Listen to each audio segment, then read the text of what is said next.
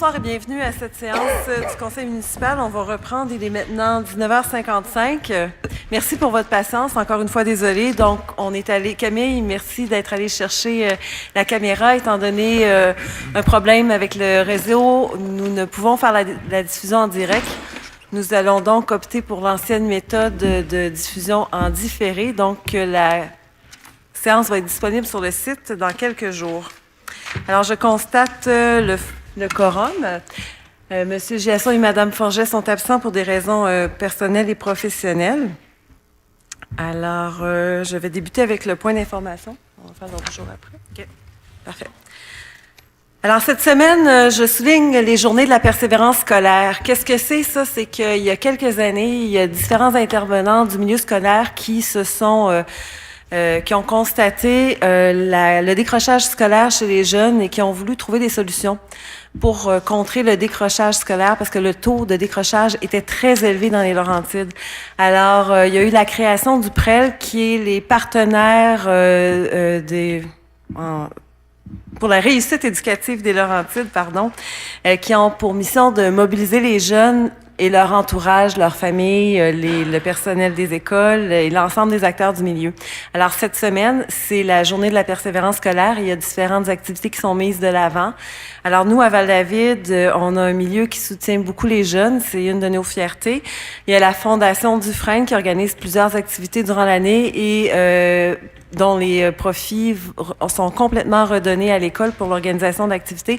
Entre autres, ils ont équipé l'école avec des skis de fond. Un équipement de ski de fond assez nombreux pour avoir 2 classes qui font des sorties dans le parc durant l'hiver. Il y a le Club Optimiste aussi qui organise plusieurs activités.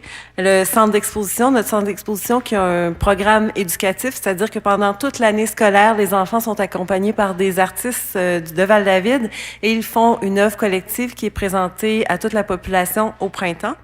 Il y a évidemment notre bibliothèque qui accompagne les jeunes et l'espace ludico qui offre un espace de location de jeux de société et qui donc offre un milieu de réseautage et qui permet aux parents de se rencontrer. Donc, le taux de réussite scolaire à notre école est très élevé et on est assuré que nos enfants sont bien accompagnés. Alors, c'est un plaisir d'être partenaire pour la réussite éducative dans notre milieu. Un petit mot pour dire que la commission scolaire va tenir des consultations dans les prochains jours à Sainte-Agathe concernant la répartition de la clientèle. Ça concerne Sainte-Agathe, Lantier, Val-des-Lacs et Saint-Adolphe. Donc, ils vont redistribuer la clientèle. Il n'y a aucun élève de Val-David qui est concerné.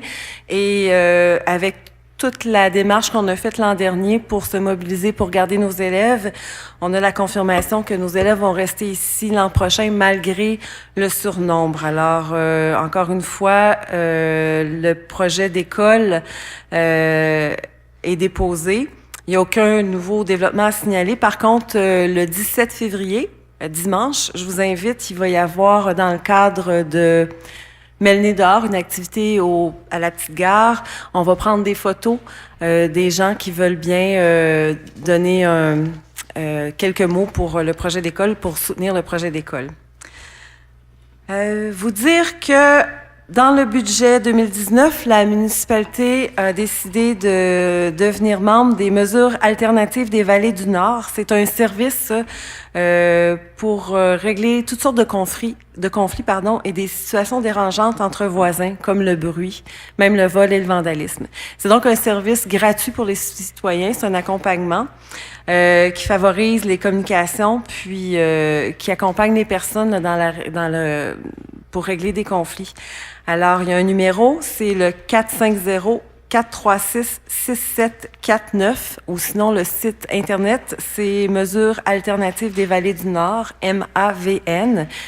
L'information est disponible sur le site de notre municipalité. Mais surtout, il va y avoir une conférence le 30 mars de 10h à midi pour présenter le service et aussi pour expliquer De quelle façon, quand on prévient les conflits, on est gagnant? Alors, le choix du conseil d'aller de l'avant avec ce partenariat-là, avec cet organisme-là, c'est que ça peut régler beaucoup de situations qui s'enveniment. Alors, c'est vraiment très, très apprécié pour les gens qui vont de l'avant avec ça, puis on va en faire beaucoup la promotion durant l'année.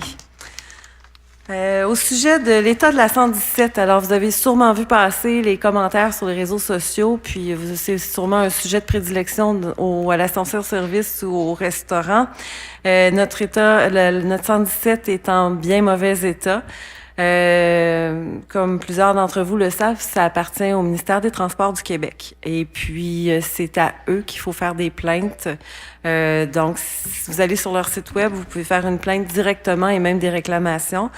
En parallèle, on travaille avec Val-Morin pour interpeller le ministère et s'assurer que même si on se fait dire que c'est une priorité, ça l'est réellement et qu'il y a des sommes qui vont être mise de côté pour une réflexion en profondeur de ce bout de chemin-là. Je vous rappelle que l'échéance pour le paiement des taxes est due le 21 février. On a eu beaucoup de questions parce qu'étant donné qu'il y a une possibilité de 6 versements, certaines personnes pensaient qu'il fallait absolument faire 6 versements. Donc, vous pouvez en faire 4, vous pouvez en faire 2, 3.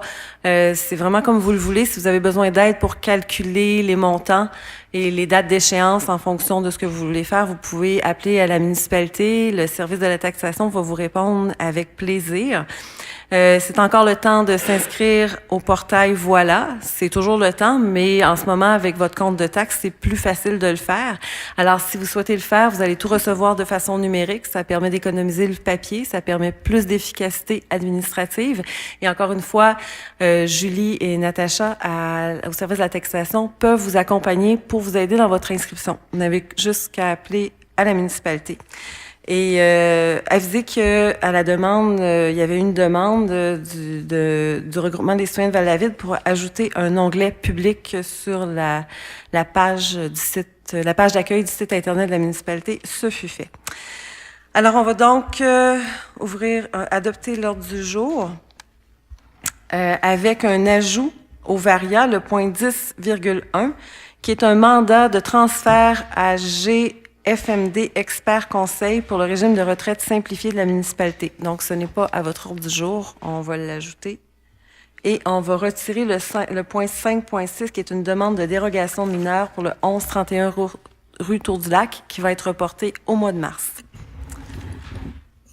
Alors, est-ce que j'ai un proposeur pour l'adoption de l'ordre du jour? Je propose. Monsieur Boutillette, et c'est adopté à l'unanimité. Approbation du procès-verbal de la séance du 15 janvier 2019. Alors, étant donné que nous l'avons reçu au moins 72 heures à l'avance, la directrice générale et trésorière secrétaire est dispensée d'en faire la lecture. Est-ce que j'ai un proposeur? Je propose. Mathieu, c'est adopté à l'unanimité. Guy. Excuse-moi, Guy. On a changé l'ordre, hein? Je suis toute perturbée. Les certificats de crédit. Donc, les certificats de crédit, ce sont les résolutions qu'on adopte ce soir qui engagent les crédits de la municipalité. Donc, c'est pour certifier qu'on a les crédits budgétaires nécessaires pour ces dépenses. Donc, vous avez 4 résolutions ce mois-ci. Donc, vous avez le certificat de crédit du trésorier. Merci beaucoup. En 2.1, nous avons une nomination pour le répondant à la municipalité concernant les demandes d'accommodement. Attendu que les lignes directrices de l'application de la loi 62 ont été adoptées et diffusées par le gouvernement, attendu que les organismes soumis à la loi 62 ont la responsabilité de désigner, conformément aux lignes directrices d'application de la loi, au sein de son personnel, un répondant en matière d'accommodement, attendu que le répondant a pour fonction de conseiller la personne qui exerce la plus haute autorité administrative ainsi que les membres du personnel de l'organisme en matière d'accommodement, et de leur formuler des recommandations ou des avis dans le cadre des traitements des demandes reçues, attendu que les organismes doivent faire connaître, au sein de leur organisation, le nom des répondants ou des unités responsables de traiter les demandes d'accommodement, ainsi que les employés, afin que les employés puissent être en mesure de diriger les citoyens vers les ressources appropriées pour traiter leurs demandes. Donc, vous avez une proposition à l'effet que le Conseil nomme la directrice générale et secrétaire trésorière à titre de répondant en matière d'accommodement, et de rappeler que les critères d'analyse d'une demande d'accommodement prévus par le gouvernement sont Lors du traitement d'une demande d'accommodement pour un motif religieux résultant de l'application de l'article 10 de la Charte des droits et libertés de la personne, l'organisme s'assure que la demande est sérieuse, que l'accommodement demandé respecte le droit à l'égalité entre les femmes et les hommes, ainsi que le droit de toute personne d'être traitée sans discrimination, que l'accommodement demandé respecte le principe de la neutralité religieuse de l'État et que l'accommodement est raisonnable, c'est-à-dire qu'il ne doit imposer aucune contrainte excessive eu égard, entre autres, au respect des droits d'autrui, à la santé ou à la sécurité des personnes, au bon fonctionnement de l'organisme ainsi qu'aux coûts qui se rattachent. Un accommodement ne peut être accordé que si le demandeur a collaboré à la recherche d'une solution qui satisfait au caractère raisonnable et de transmettre au sein de l'organisme le nom du répondant responsable de traiter les demandes d'accommodement afin que leur employé puisse être en mesure de diriger les citoyens vers les ressources appropriées pour traiter leurs demandes. Je propose. Carl propose, c'est adopté à l'unanimité. En 2.2, une nomination pour les officiers municipaux autorisés à émettre des constats d'infraction. Attendu que le conseil municipal souhaite désigner des officiers municipaux responsables de la mise en application de divers règlements, vous avez une proposition à l'effet que le conseil municipal autorise et mandate le directeur de parc, le responsable aux opérations et aux aménagements, le préposé à l'aménagement des sentiers pisteurs secouristes, ainsi que les patrouilleurs percepteurs préposés au terrain dans le parc régional de Val-David-Valmorin comme officiers municipaux afin d'émettre les constats d'infraction en lien avec les règlements relatifs au parc régional et que le conseil municipal autorise et mandate le directeur des travaux publics, le coordonnateur aux travaux publics ainsi que l'opérateur à l'assainissement des eaux comme officiers municipaux afin d'émettre des constats d'infraction en lien avec les règlements relatifs aux travaux publics. Donc, pour ce qui est du service d'urbanisme, on n'a pas besoin de les ajouter puisqu'ils avaient déjà été nommés dans une autre résolution antérieure. Je propose. Adopté à l'unanimité.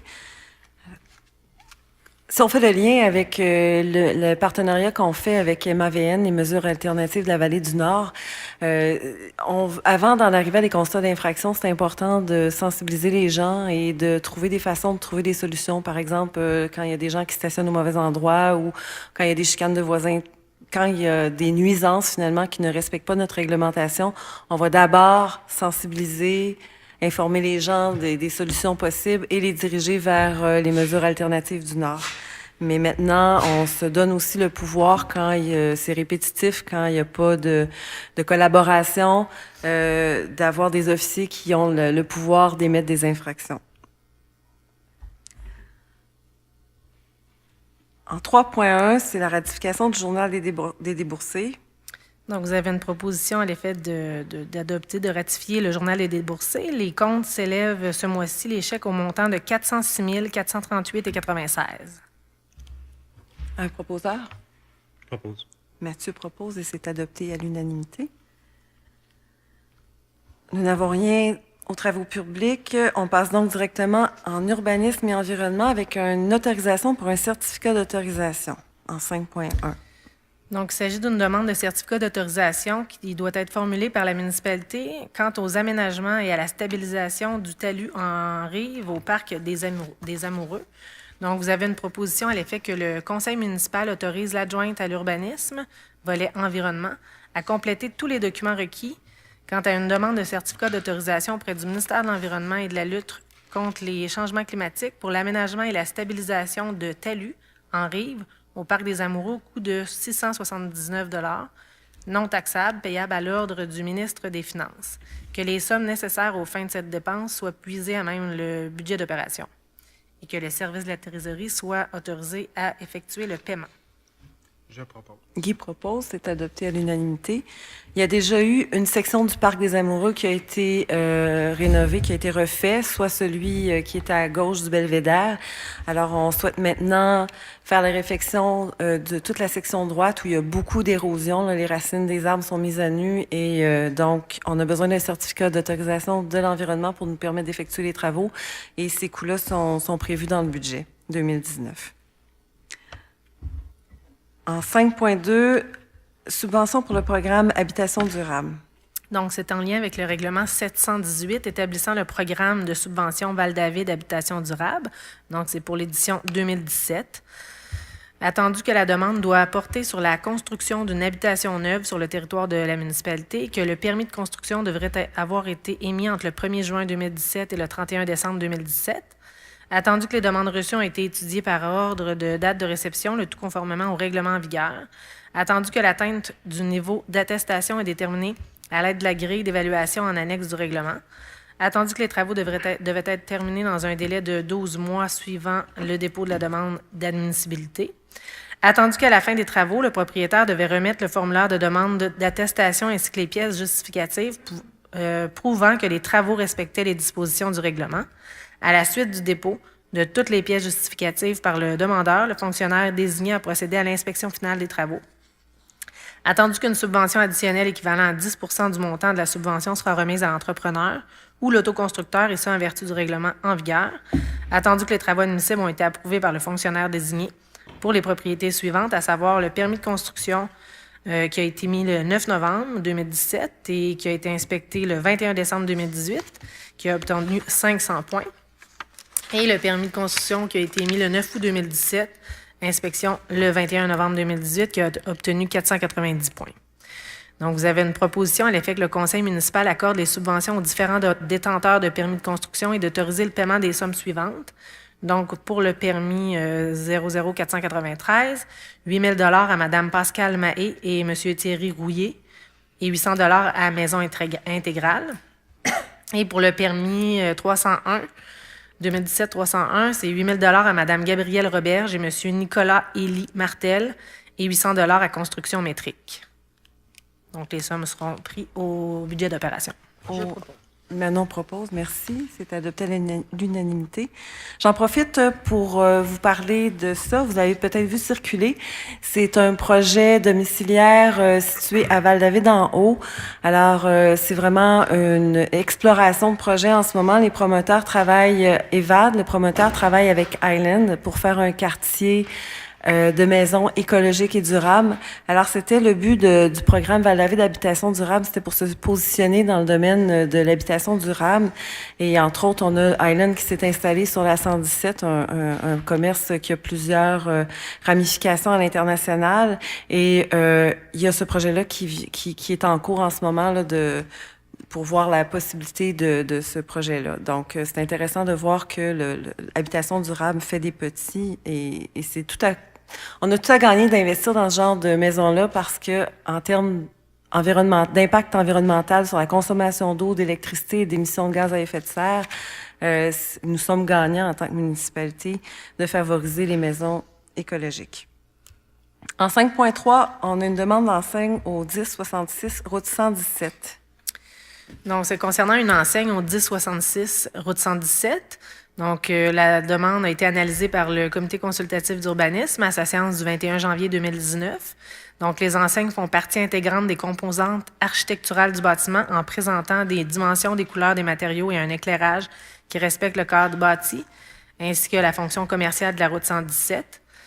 Attendu que la demande respecte tous les objectifs et critères prescrits par le règlement sur les PIA, attendu que vous avez reçu l'avis du comité consultatif d'urbanisme, vous avez une proposition à l'effet d'accepter le PIA déposé pour cette propriété. Je propose. Guy propose, c'est adopté à l'unanimité. En 5.4, une autre demande d'enseigne au 2464 rue de l'Église. Donc, la demande a été analysée aussi par le comité consultatif d'urbanisme à sa séance du 21 janvier 2019. Attendu que l'enseigne doit être orientée perpendiculairement à la rue afin de respecter le cadre bâti et le caractère villageois et convivial du secteur. Attendu que la demande ne respecte pas tous les objectifs et les critères prescrits par le règlement. Attendu la réception par le conseil municipal de la recommandation du comité consultatif d'urbanisme. Vous avez une proposition à l'effet d'accepter le PIA déposé pour la propriété, à condition que l'enseigne soit implantée perpendiculairement à la rue de l'Église et soit recto verso. Je propose. Manon propose, c'est adopté par tous les conseillers. Il s'agit de l'enseigne pour l'école Imagine. Une construction au lot 2 989 747 rue des Lys. Donc, c'est concernant un projet de construction sur la rue des Lys. Donc, vous avez reçu l'avis du comité consultatif d'urbanisme qui en a fait l'analyse à la rencontre du 21 janvier 2019. Attendu que la localisation de la construction sur le site est planifiée de manière à minimiser son impact visuel à partir du bassin visuel stratégique et des corridors touristiques. Attendu que l'aménagement du terrain assure la préservation des arbres matures et des espaces boisés, tout en étant adapté à la morphologie du site et à l'environnement naturel. Attendu que la demande respecte tous les objectifs et critères prescrits au règlement et que vous avez reçu la recommandation du comité consultatif d'urbanisme, vous avez une proposition en effet d'accepter le PIA déposé pour cette propriété. De plus, l'aménagement paysager du terrain, dont le déboisement et les espaces de stationnement, devra être conforme au plan reçu le 8 janvier et le 18 janvier 2019. Je propose. Manon est adopté par tous. En 5.6, c'est la demande de dérogation que nous reportons en mars. En 5.7, nous avons une autorisation pour soumettre un nom de rue pour officialisation à la commission de toponymie. Donc, attendu la demande, attendu que messieurs Daniel et Dominique Asselin sont propriétaires d'une rue étant décrite comme le lot 2 992 749, attendu que cette rue est sans nom, attendu que la Gillespie, qui passe à proximité du site proposé, est une ancienne piste de ski de fond qui fait partie du réseau de pistes nordiques patrimoniales des Laurentides, attendu que ces pistes au nom évocateur de Maple Leaf, Dillac, Monson, Cook, Gillespie, etc. ont été tracés dans les années 1930-1940 par les Joe Hansen, Gillespie et autres pionniers du ski au Québec. Attendu la recommandation du comité consultatif de toponymie de la municipalité, vous avez une proposition à l'effet que le conseil municipal soumette à la commission de toponymie le nom de la Gillespie pour désormais désigner ce lot. Je propose. Manon propose. Si je peux me permettre, en début de mandat, nous avions clairement exprimé notre volonté que lors de la création d'une nouvelle rue, d'un espace public ou de la construction d'un bâtiment municipal, il était impératif que le DODIM qu'on allait attribuer soit en lien avec notre histoire et notre territoire tout en étant conforme aux normes de la Commission de toponymie du Québec. C'est pourquoi, lorsque le projet de nouvelle rue dans le secteur Ballanger-Carmen a été déposé, une demande a été faite aux membres du comité de toponymie afin qu'ils nous soumettent leurs propositions. Et la proposition reçue fut rue de la Gillespie, et celle-ci a été acceptée et entérinée par le Conseil aujourd'hui. En donnant l'odonyme de la Gillespie à cette rue, mais ça démontre l'importance qu'a eu et qu'a toujours eu le ski de fond à Val-David. Merci, M. Domontigny. C'est adopté par tous les conseillers. Merci aux membres du comité de toponymie également pour nous accompagner dans le choix des noms de rues. Un excellent travail très en profondeur qui est fait. On est chanceux de pouvoir compter sur eux. En 5, je m'excuse, je me retrouve dans mes notes. Demande d'exemption pour un stationnement hors rue au 1295 rue René-Davidson. Attendu que l'article 1.7 du chapitre 6 du règlement de zonage numéro 601 et ses amendements prévoient qu'une demande peut être formulée au Conseil afin d'être exemptée de fournir le nombre minimal de cases de stationnement hors rue exigé par le règlement. Attendu que dans l'éventualité où le Conseil accepte la demande d'exemption, une somme d'argent doit être versée selon le nombre de cases de stationnement qui fait l'objet de l'exemption. Attendu la demande déposée par M. Antoine Collin, propriétaire du 1295 rue du René-Davidson, qui souhaite être exempté de fournir une case de stationnement sur un total de 3.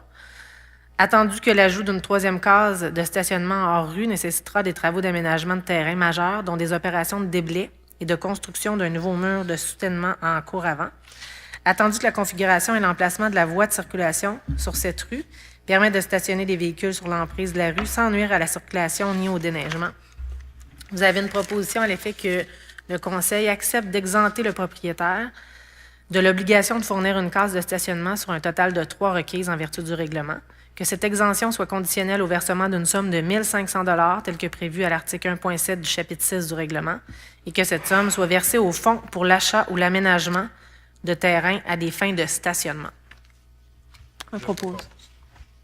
Adopté à l'unanimité. Le fonds de terrain à des fins de stationnement, c'est un petit fonds que la municipalité possède.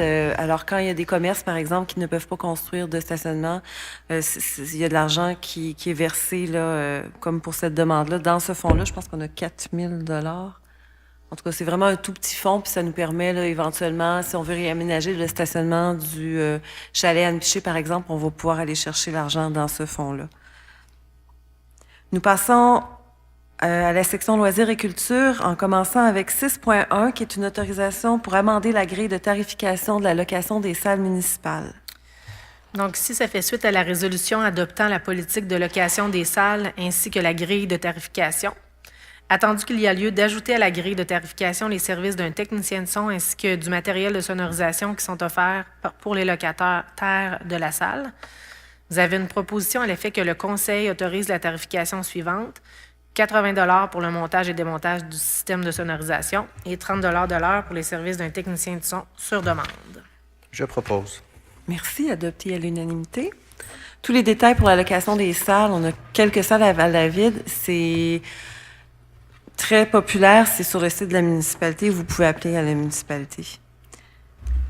Autorisation pour le défi événement Défi ta santé. Alors, c'est la Fondation du Frame dont je parlais au départ, en début de séance, qui fait 3 événements durant l'année.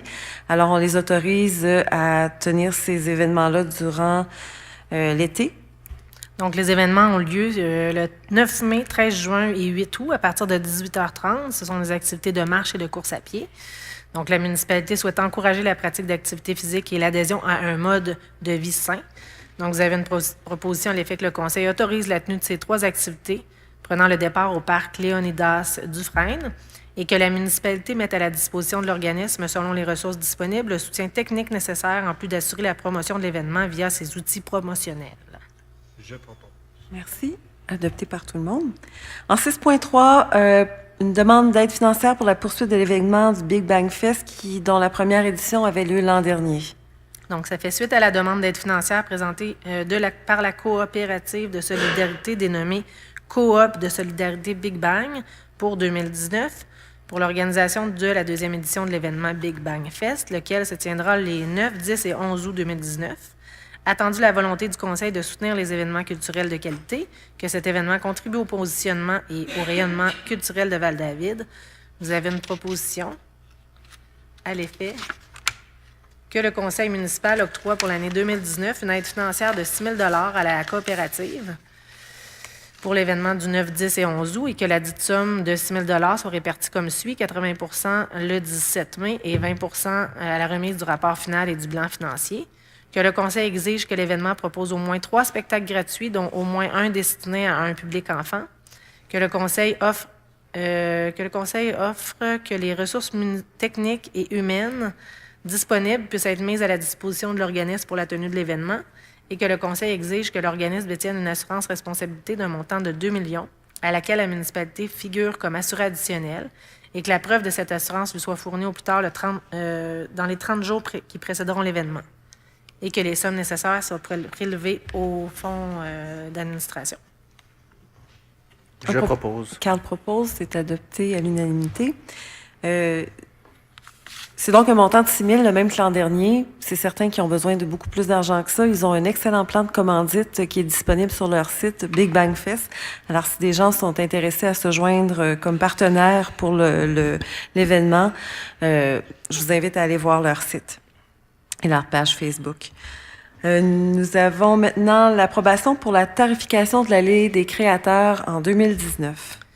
Donc, vous avez une proposition à l'effet d'approuver la tarification pour les participants à l'allée des créateurs 2019. Donc, pour les artistes résidents de Val-David, vous avez une tarification pour un bloc de 6 semaines à 235 taxes incluses. Pour 3 fins de semaine de septembre à 42 par fin de semaine. Et pour les journées de la culture, ce sera gratuit. Et pour les artistes non résidents, c'est 270 pour 6 semaines. Et pour les 3 fins de semaine de septembre, 48 par fin de semaine. Un proposeur? Je propose. Monsieur Séguin propose, c'est adopté par tout le monde. En 6.5, une entente triennale de développement culturel. Donc, attendu la résolution 1705-166, signifiant au ministère de la Culture et des Communications un engagement financier de 7 500 $ pour chacune des années 2018, 2019, 2020. Attendu l'ajout de crédits supplémentaires par le ministère en 2019 pour les ententes en cours. Attendu que le montant investi par les municipalités est bonifié de 100 % par le ministère. Attendu la tenue du centenaire de Val-David en 2021. Attendu la possibilité d'obtenir l'aide d'une ressource externe pour réaliser d'ici 2020 un travail de recherche en concertation avec le milieu dans le but de développer le tourisme culturel à Val-David pour les festivités du centenaire de la municipalité qui se tiendront en 2021. Vous avez une proposition, en effet, que le Conseil désire signifier au ministère de la Culture et des Communications qu'elle procédera à un engagement financier de 10 000 pour 2019, pris à même son budget courant, que le Conseil municipal mandate la directrice générale et secrétaire trésorière à signer tout document relatif à cette entente et que les sommes soient prélevées au budget d'opération. Je propose. Adopté.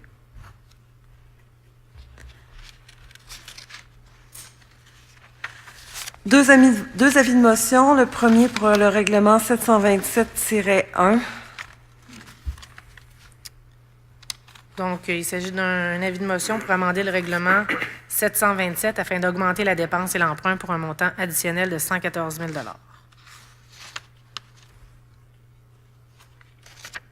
Et en 7.2, non, j'ai besoin de quelqu'un pour le lire. Oui, je donner l'avis de motion. Juste à dire, je donne l'avis de motion. Oui, pour le donner, pardon. Carl. Donc, moi, Carl de Montigny, conseiller municipal, donne avis de motion qu'à une prochaine séance, il sera adopté le futur règlement 727-1, modifiant le règlement numéro 727 afin d'augmenter la dépense et l'emprunt pour un montant additionnel de 114 000 Non, je me manque un papier.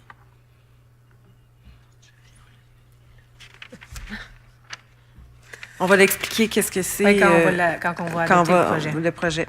Un deuxième avis de motion pour le règlement 728. Bon, j'ai y aller. Donc, c'est pour un règlement portant sur certaines contributions à des travaux ou des services municipaux. C'est ça, 728? Oui. OK, pardon. Donc, moi, Carl de Montigny, conseiller municipal, donne avis de motion qu'à une prochaine séance, il sera adopté le futur règlement 728 portant sur certaines contributions à des travaux ou des services municipaux. Donc, on vient de faire l'avis de motion. Le règlement sera adopté dans une prochaine séance, mais là, on dépose le projet de règlement. Alors, le 727-1.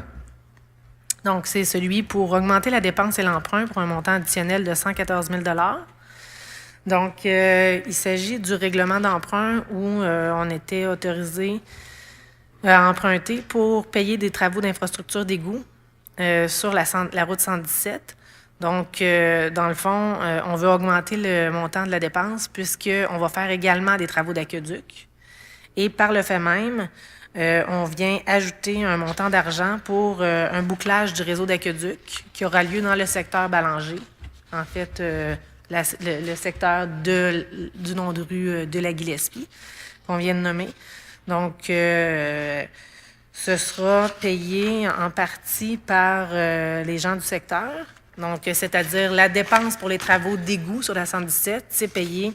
Vous avez l'annexe budgétaire au règlement, là, où on montre vraiment les immeubles qui vont être affectés par cette dépense. Donc, ce sont 4 terrains, dont celui du garage municipal et celui du Ultramar. Et pour ce qui est des travaux d'aqueduc, ce sera payé par l'ensemble des utilisateurs du réseau d'aqueduc. Donc, aussi pour la participation pour le bouclage au niveau du secteur Ballanger. Merci. Je voulais montrer le diagramme, puis je l'ai pas trouvé. Désolé. En 8.2, c'est donc le règlement. Oh, pardon, oui. Un proposeur, s'il vous plaît. Je propose. Carl propose, c'est adopté. En 8.2, c'est donc le projet de règlement, numéro 728.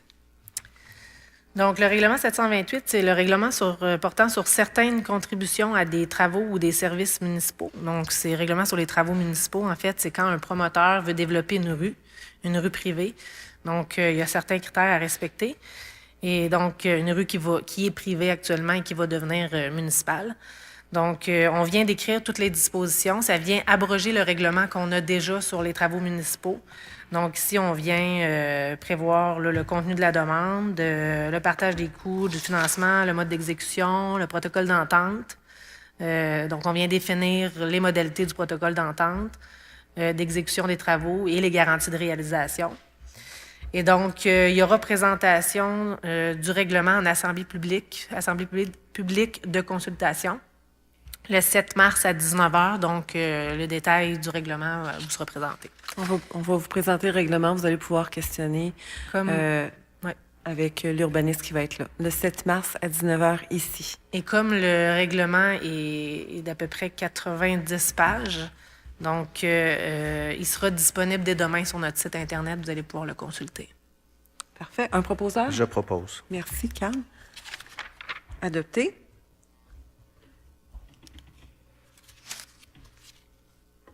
Nous avons le point que nous avons ajouté en variable 10.1, l'autorisation pour un mandat de transfert à GFMD Expert Conseil. Attendu que GFMD Expert Conseil propose ses services professionnels pour la gestion globale du régime de retraite simplifié pour les employés de la municipalité. Attendu que la portée de ce mandat consiste à analyser les conditions actuelles du régime, donner les conseils et renseignements requis pour le bon fonctionnement du régime, encadrer les administrateurs et les employés du régime de retraite, analyser l'offre de fonds ainsi que la tarification du régime, procéder à une étude de marché auprès de différents fournisseurs de services, analyser les offres reçues et faire les recommandations appropriées, le cas échéant, voir à la mise en vigueur du régime advenant une décision de changement de fournisseur de services. Attendu que le mandat confié à GFMD Expert Conseil ne sera conditionnel, et ce, en aucun temps, à l'achat d'un produit ou d'un service financier.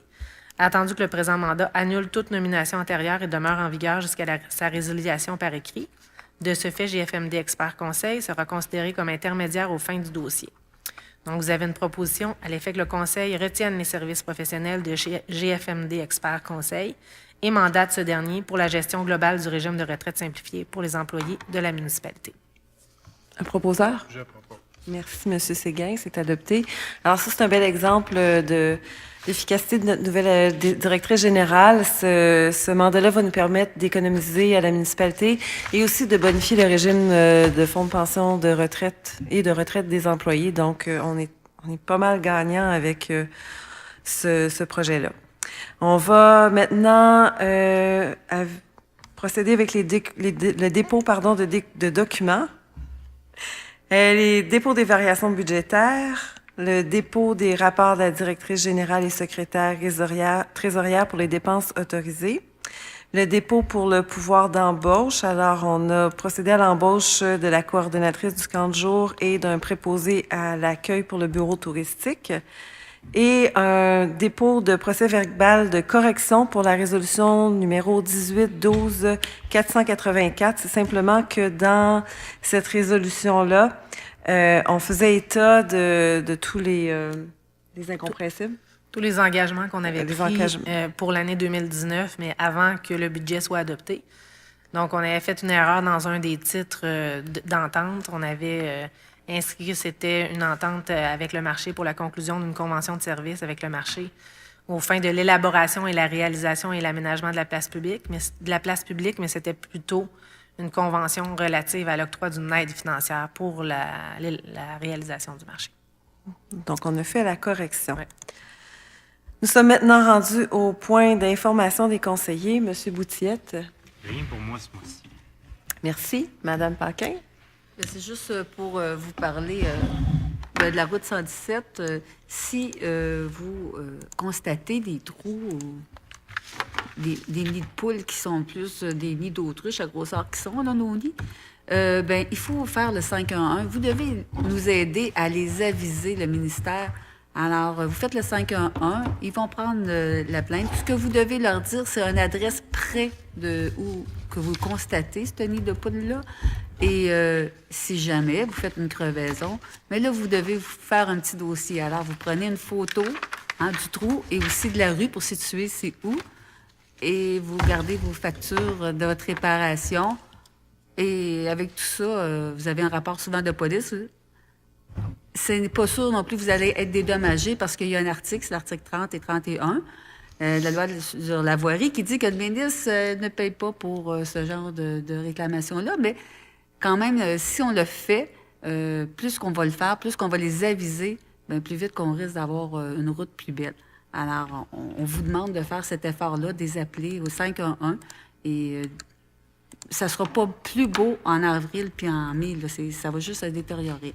Alors, ils se donnent à peu près un délai de jusqu'à 30 jours pour réparer un trou. Peut-être mieux de commencer à les aviser tout de suite. Merci. Merci, Mme Paquin. Monsieur Séguin. Alors, pour vous aviser qu'en fin de semaine, En commençant par vendredi, il va y avoir une première édition au Parc Dufresne d'avoir un 5 à 9 à la frontale dans le parc. C'est pas le 22? Ah ben oui, excuse-moi. C'est pas vendredi ici, c'est l'autre après, le 22 février. Alors, un 5 à 9 à la frontale, toute activité ouverte. Amusez-vous dans votre parc et vous aurez des chalets chauffés pour vous accueillir avec plein de petites flashlights qui vont se promener dans le parc. Samedi et dimanche qui s'en viennent, il y aura patin et chocolat le samedi et l'accueil des nouveaux résidents aussi. Et le dimanche, il y a l'activité Mets-le-nez dehors que Cathy a mentionné tout à l'heure. Ça débute à 11h. Il va y avoir toutes sortes d'activités pendant la journée, de la tire sur neige, du hockey pour filles, de la danse familiale, des concours d'habileté, des spectacles de sciences, des chants autochtones, etc. Venez en grand nombre. Merci. Merci, M. Séguin. Oui, Un petit mot aussi pour vous dire que notre comité qui s'occupe de revoir l'entente avec le marché pour les marchés d'été est toujours actif et nous avons des rencontres régulièrement entre nous et avec le marché, on a des échanges aussi pour poursuivre une réentente pour les deux parties. Merci. Merci, M. Séguin. M. de Montigny. Bien, bonsoir. Donc, concernant la collecte des matières résiduelles, on n'oublie pas que celle-ci est maintenant mécanisée, que l'on doit virer les poignées de nos bacs vers la maison. C'est aussi possible que même si la collecte s'effectue généralement la même journée qu'avec notre ancien fournisseur, l'heure de la collecte ne soit pas la même. Si votre bac n'a pas été ramassé ou s'il y a une problématique, vous devez contacter la RITL par courriel ou par téléphone. Au centre d'exposition, vous pouvez admirer jusqu'au 5 mai les œuvres de Carole Pilon, qui présente Altération féconde. Vous pouvez aussi voir l'exposition Témoin de l'artiste de Val-David, Hélène Brunet-Newman. À la régie d'incendie, il faut vraiment remercier un petit groupe de bénévoles qui a fait un travail incroyable. La régie avait un véhicule d'opération qui n'était plus nécessaire suite au regroupement des équipements des pompiers.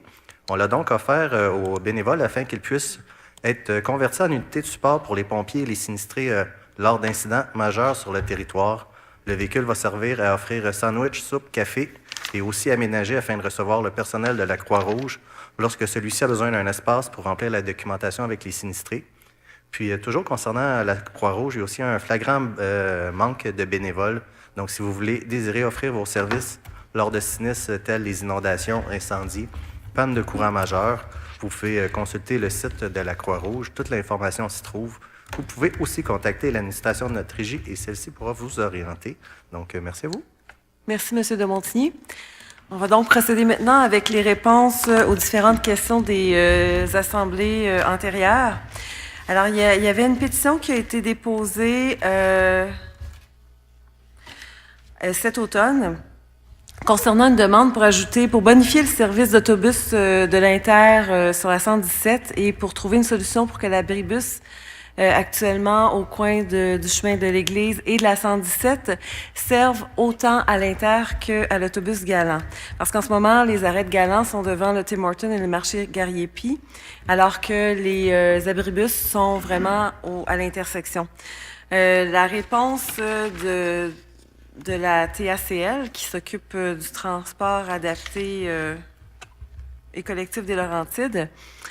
Alors, suite à ces deux demandes-là, en fait, les autobus Galant sont en contrat avec le marché Gariepi. Là, la réponse, c'est vraiment le TACL qui nous écrit, parce que je leur ai posé la question, je leur ai soumis la demande et la pétition. Et ils peuvent pas vraiment déplacer leur arrêt, puis ils ont une bonne collaboration avec eux. Et pour Galant, ils ne veulent pas se déplacer, ils veulent pas changer leur arrêt pour se mettre à l'intersection parce qu'il y aurait un problème le temps que les passagers montent avec leurs valises et tout ça. Donc, le temps d'arrêt serait beaucoup trop long. Alors, Galant, par contre, est ouvert à trouver des solutions pour un abri à l'endroit actuel. Concernant, par contre, le déplacement de l'abri actuel à l'intersection vers le marché Gariepi ou le Tim Hortons, la réponse du TACL, c'est que ce n'est pas possible parce qu'eux, ils ont des normes en termes de distance entre les points. Et puis, il y avait aussi une demande pour mettre un nouvel arrêt au coin du chemin de l'île. Mais c'est ça, la distance n'est pas suffisante parce que si, sur la 117, Entre l'arrêt précédent et celui avec Val-David en haut, il y a 550 mètres. Et puis, avec le chemin de l'église, il y a 500 mètres. Donc, la distance est malheureusement insuffisante pour justifier un ajout dans ce secteur déjà bien desservi. Vous comprendrez que le temps de parcours entre le premier et le dernier arrêt est suffisamment long pour que nous devons établir des normes strictes dans l'analyse des demandes. Alors, c'est malheureux. Ils auraient bien aimé répondre positivement à cette demande-là, mais pour assurer l'efficacité du transport et puis avoir un bon rapport du point de vue de la qualité de l'expérience, ils ne peuvent pas ajouter un nouvel arrêt. Alors, ça, c'était une demande qu'on avait eue cet automne. Sinon, à la dernière séance, on a eu des questions concernant le déneigement. Alors, le déneigement, c'est aussi, tout comme l'état de la 117, une question qui est sur un enjeu qui est sur toutes les lèvres. Il y a beaucoup d'éléments techniques qui entrent en compte lorsqu'on prévoit les opérations de déneigement, la météo, mais aussi la disponibilité des ressources.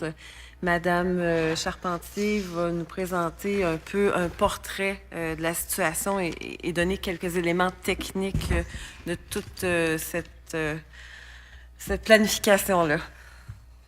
Donc, nous avions reçu le mois dernier une question et des commentaires concernant le déneigement. Ces commentaires, ainsi que ceux reçus par courriel et téléphone, aussi ont été portés à l'attention du service des travaux publics. Ces commentaires nous permettent de questionner nos méthodes de travail pour les améliorer, bien évidemment. Nous avons sorti quelques informations démontrant la complexité du déneigement. Donc, nous avons 100 km de chemin divisé en 5 secteurs de déneigement, puisque nous avons 5 déneigeuses. L'équipe des travaux publics est formée de 12 employés, dont 9 opérateurs. Généralement, 2 employés travaillent de 3 heures du matin à midi, du lundi au vendredi. Nous avons aussi un journalier attitré au stationnement. Nous avons 16 stationnements au trottoir et au bâtiment, donc 10 bâtiments qu'il faut aussi déneiger les entrées. En cas de tempête normale, parce que évidemment on a des situations exceptionnelles comme aujourd'hui, mais en cas de tempête normale, les employés sortent de 3 heures du matin à 7h30.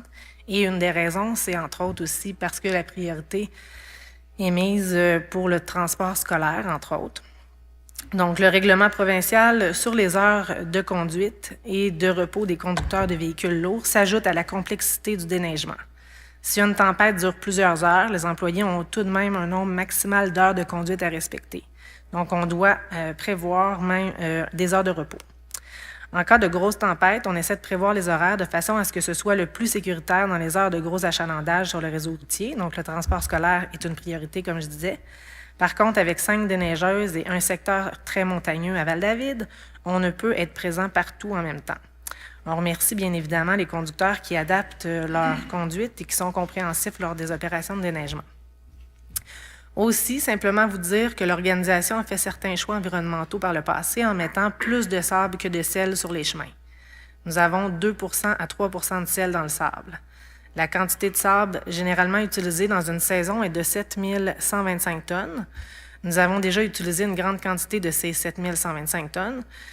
Donc, petite statistique, nous sommes maintenant rendus à 255 cm de neige reçue cette année. À l'hiver 2012-2013, nous avions reçu à pareille date 262 cm et avions terminé la saison avec 424 cm, ce qui est la deuxième plus forte précipitation depuis 1997. Donc, ce qu'on présume présentement, c'est à ce rythme-là, la saison d'hiver qu'on vit présentement, c'est une grosse saison hivernale.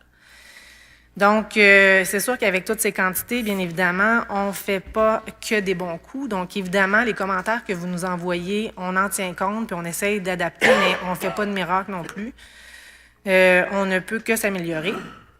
Donc, comme je disais tout à l'heure, on est à l'écoute des commentaires qu'on nous a signifiés le mois dernier en séance, mais quand les gens appellent aussi ou nous envoient des courriels ou viennent nous voir, des fois les gens viennent aussi à l'Hôtel de Ville, on en tient compte, là. Et puis, surtout quand les commentaires reviennent, quand c'est les mêmes commentaires qui reviennent, c'est sûr que c'est on se pose encore plus la question.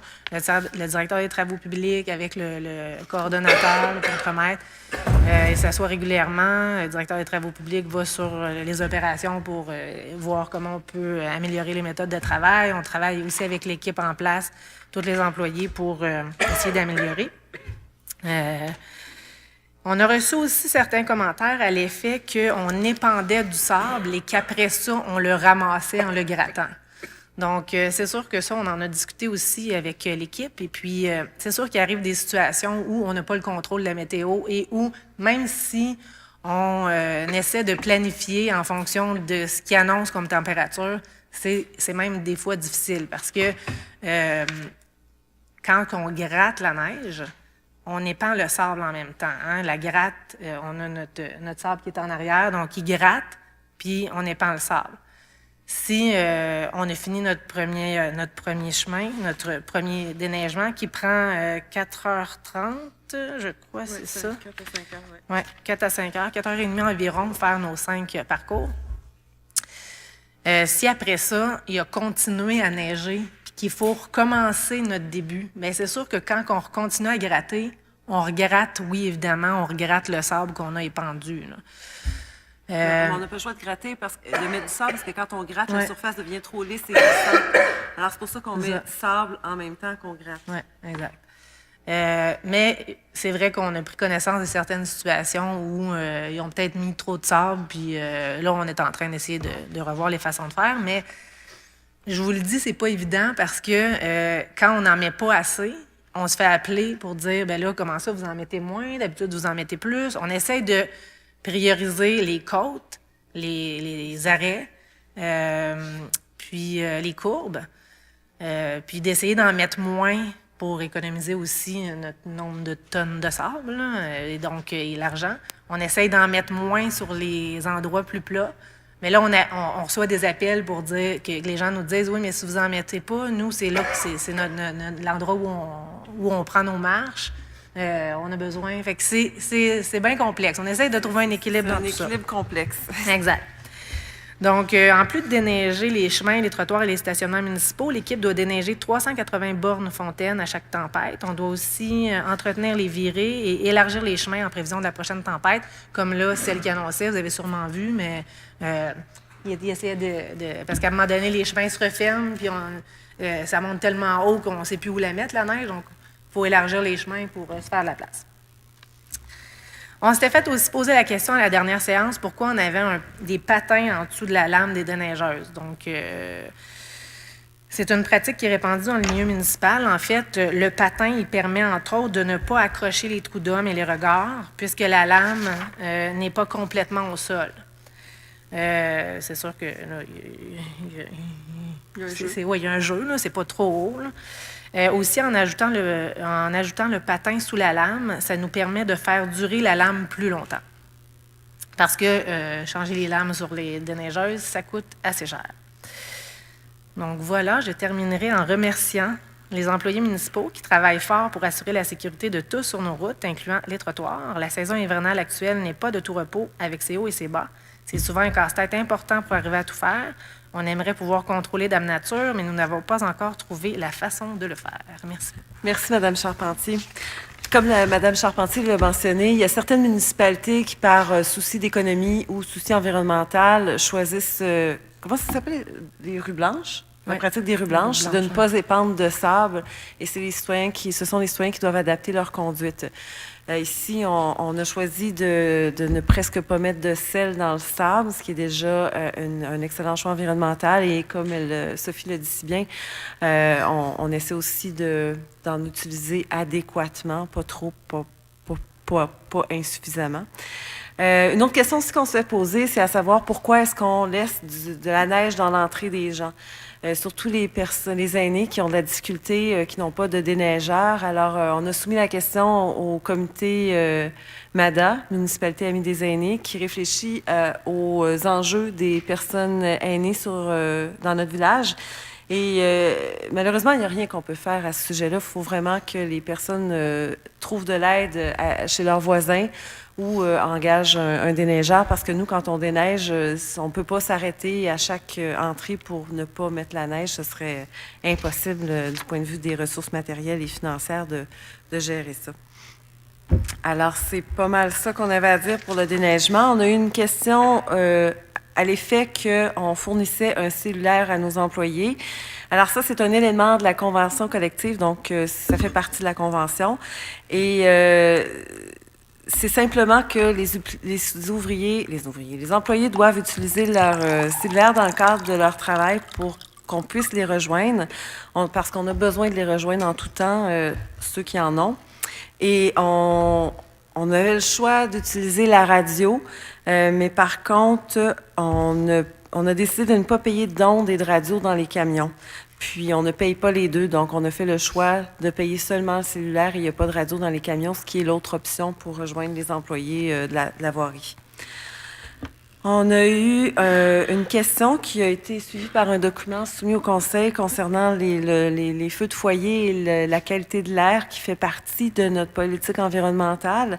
Alors, la question, en gros, c'était quelle est notre réflexion par rapport au chauffage au bois. Puis, effectivement, la question n'a jamais été discutée au sein du Conseil. Puis, à court terme, on n'a pas élaboré de stratégie. Alors, ça viendra si on trouve le temps là, dans la liste des priorités, mais on le garde en tête. On a eu, depuis plusieurs semaines, une demande pour avoir les preuves du paiement de la roulotte du marché. Alors, nous avons reçu les chèques de la part du marché qui ont été exposés au Conseil. Alors, tous les membres du Conseil les ont vus. C'est pas ça que j'ai dit? La roulotte, la remorque, pardon. La remorque du marché. Il n'y a pas de roulotte au marché, on ne part pas là-dessus. Donc, c'est des documents qui appartiennent au marché puis qui ne sont pas rendus publics, mais est-ce que tous les conseillers confirment qu'ils ont vu les chèques? Oui. Donc, tous les chèques au montant total du paiement de la remorque qui totalisait 5 400, il me semble? 4 500. 4 500? En tout cas, le montant qui était prévu.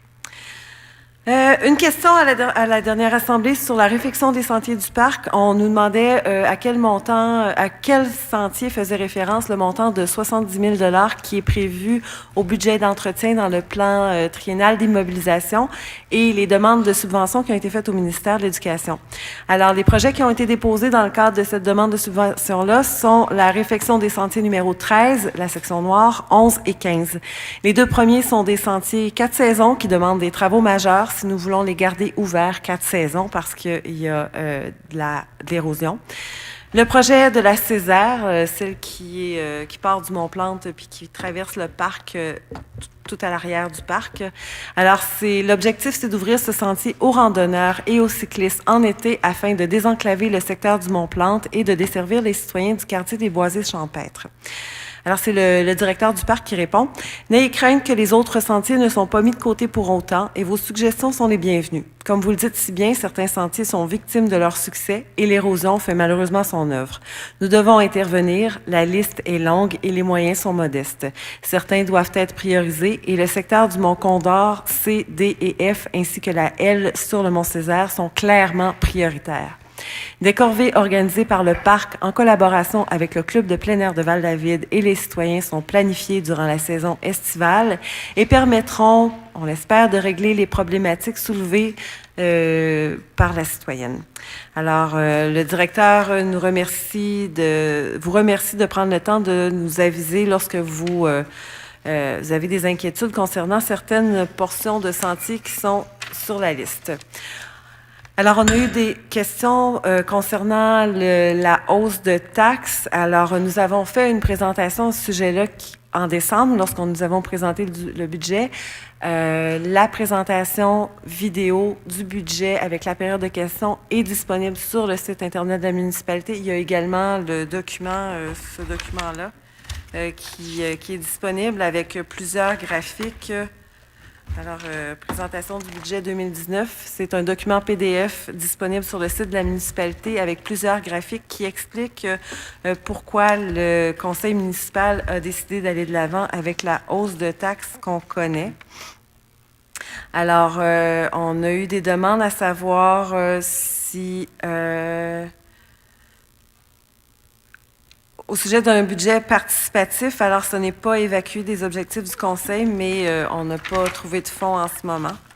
Et sinon, c'est à peu près ça. On va y aller pour... Ah oui, il y avait une question. Non, c'est bon. On va y aller avec la période de questions. Alors, je vais rappeler quelques points de notre règlement sur la régie des séances internes pour favoriser... une séance respectueuse et constructive. Alors, je maintiens l'ordre et le décorum. Alors, si je demande aux gens de résumer leurs questions, ils doivent procéder. C'est interdit de crier, chahuter, chanter ou faire du bruit. Lors de la dernière séance, j'ai élevé la voix et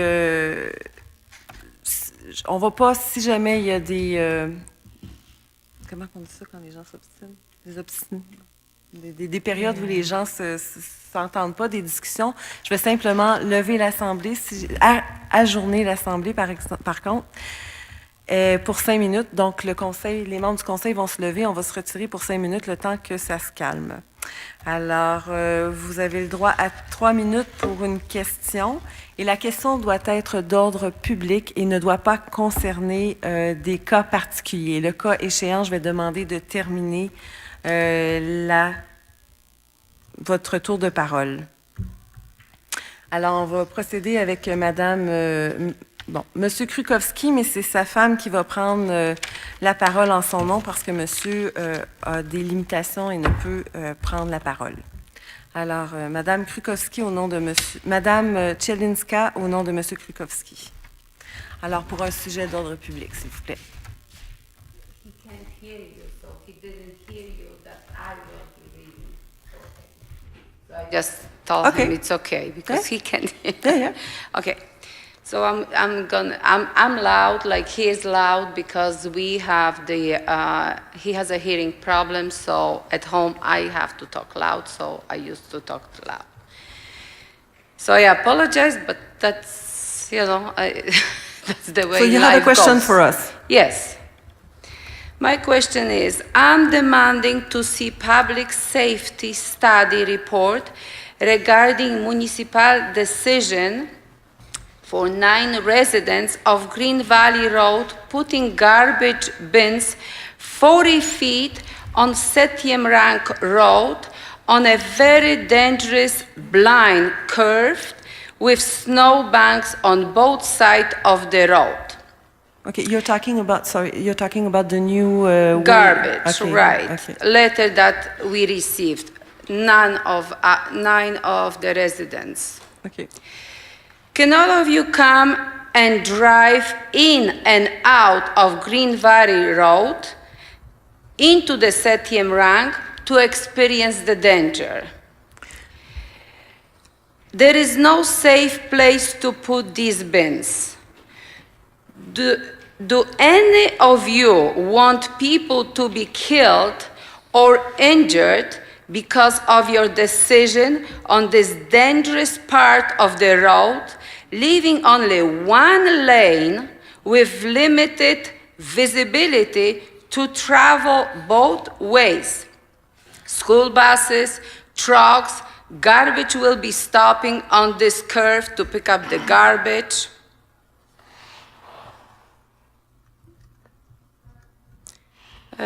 Will municipality pay for the bins destroyed by municipal plows or passing vehicles? Can all of you come pull out my garbage for collection half a kilometer up and down the hills and tell me if this is a good municipal service for old age, sick, even young citizens? There was never a problem before. Why now? Snowplowed cars have no problem on Green Valley Road. It's always clean and sanded. Very early in the morning, even the night before. I want to know how many residential property owners in Val David pays $10,000 in municipal taxes as I am paying, and now increase of 7.5%. For what? I have no water, no sewer, no postal service, no road maintenance, no snow removal for half a kilometer's road, and now not even a garbage collection. I'm demanding to reverse your decision about increasing my municipal taxes and return the garbage collection to the way it was. One more question. Why are there Sorry. no plans for drainage system for the system for the 7th rank road? Who decide how and where the runoff goes? That's for my husband. Parfait. Just a moment, please. As for the garbage, we changed our the people who are taking care of the garbage collection, so we had to change the way we are doing it.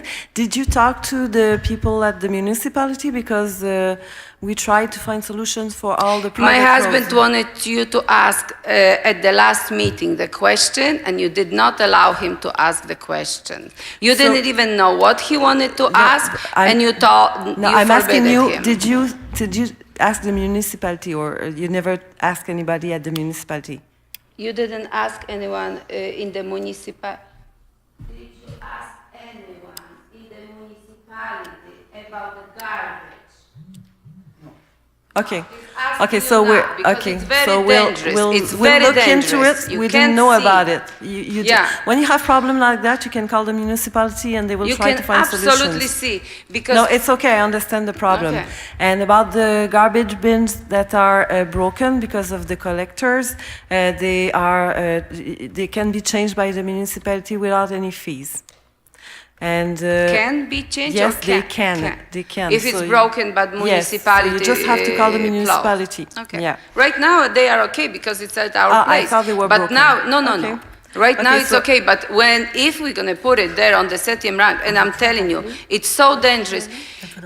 You know, if you go in, So you it's okay, can't- I understand the problem, but can you call the municipality so we can follow up on What's it? that? Can you call the municipality so we can follow up on your problem with your garbage to go and collection? have a look Yes. how dangerous it is because Well- you didn't do any study, because if you would any study you wouldn't put it there, you wouldn't It's be not asking us us who for do that. the collection of the garbage. Well, I got the letter, he got the letter from you, and then the girl, the lady, what's her name? Is it possible for you to call the municipality?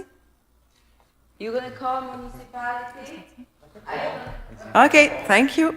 So what about your next question for yourself, for That's your turn now now? for me, Yes. my 3 minutes. Okay. So, is it true that municipal inspector and municipal lawyers are paid through taxpayers' money? Isn't it citizen concern how taxpayers' money is spent? Why you, Madame Meres, on séance December 11, 2018, talk about 410 avis, 12 cases in court, but on the séance January 15, 2019, you told that my husband's questions were personal and not to be addressed at the séance. Yet, public money has been used. So isn't public, not isn't it public, not personal? Isn't this question period for citizens to ask questions? Why on the séance January 15, 2019, when it was my turn on the question list, you forbid me, not allowing me to ask my questions. Didn't you forbid me and my husband our civil rights of freedom of expression? Is it because you did not like the question asked, or is it who you allowed to ask question? Why didn't you allow my husband to ask the question? You didn't even allow him to talk. How did you know his questions were personal? Are you dictating, controlling what question can be asked and by whom? Did you talk about respect and calmness? So why weren't we respected?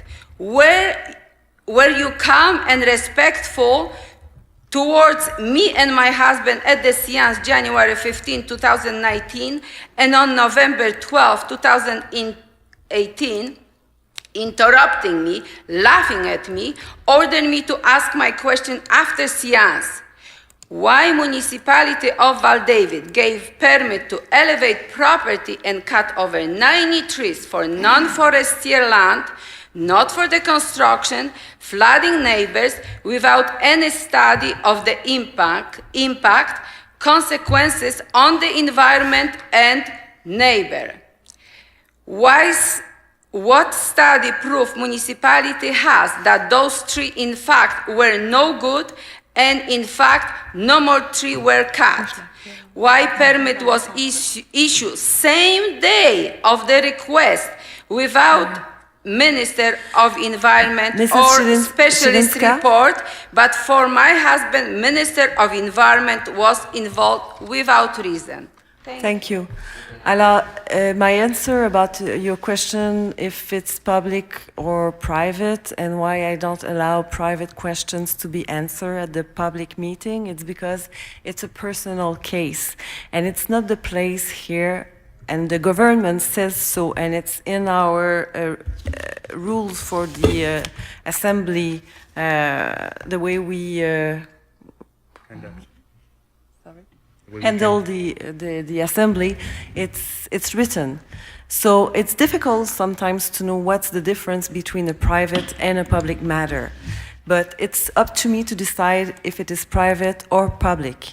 And after discussion with all the councillors here, it is very clear for us that your matter at your house is a private matter and cannot be discussed at this session, at a public assembly. We make sure that when you come to the municipality, you have answers to your questions. That's our responsibility here. I've been asking for appointments since your case like is 3 special. months. Your case and is special, madam. no answer. Well, your You case don't want is to see special me in because the it's municipality, in you the don't court want to right send now. me an email, you don't want me to Okay. talk anywhere. But anyway, the answer from all the councillors here, it's a private case. It's in front of the court at the moment. It's at the court at the moment, and it cannot be discussed.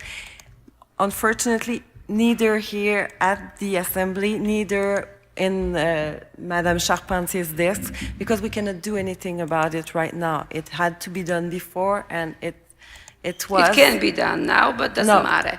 that's our But my answer. husband wanted to ask about the garbage problem because it's very dangerous. Okay, and you I took didn't note even of allow that. him to talk. You didn't even know what he Well, was it asking. was You kind said, of "Oh." a difficult time last time Okay. because we had trouble understanding each other. So now Yeah. it's settled, and we will follow I up. hope it's settled. I hope you follow up on the garbage problem with people at the So municipality. we just have to call the municipality Exactly. or send the email or what? Are You can will- send an email if it's easier to for you, to Madam General Director, or to whom? For the garbage, Yeah. you call the service de l'environnement. Or you- You can call it at info. Email it to me, and I'll transfer it to the right person. Okay. Good. All right. Thank you very much. We now have Monsieur Jean-Claude Rochelot, s'il vous plaît.